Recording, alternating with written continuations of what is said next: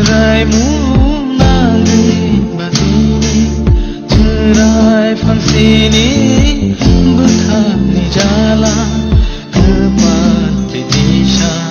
tona anglia tanani yama maya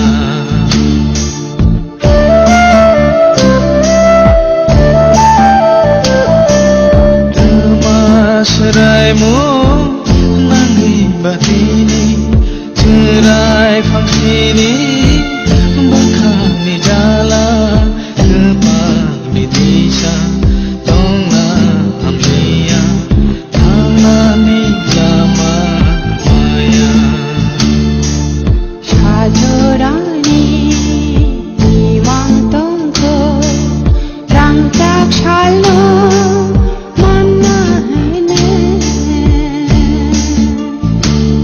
mai thang na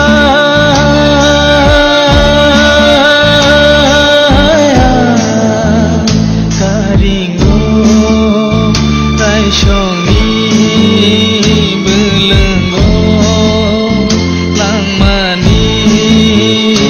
adogo besi jalko imang ni ha lang ma tong sha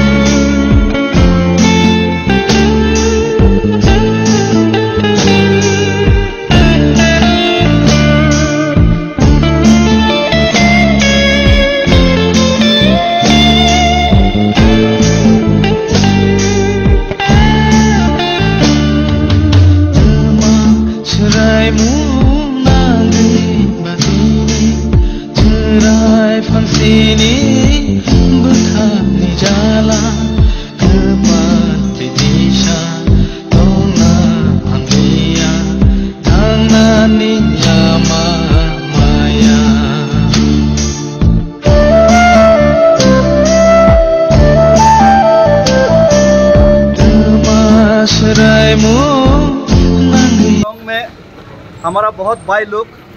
हमारा साथ जुड़ चुके हैं। तो 2500 किलोमीटर अगरतला तो दिल्ली तक का जो मार्च against the illegal migration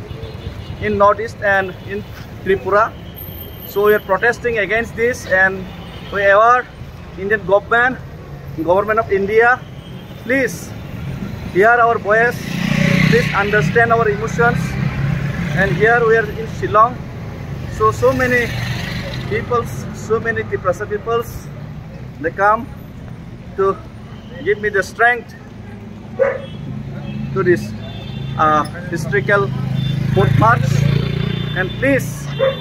fulfill your commitment, Tiprasa Accord, and garitong yang to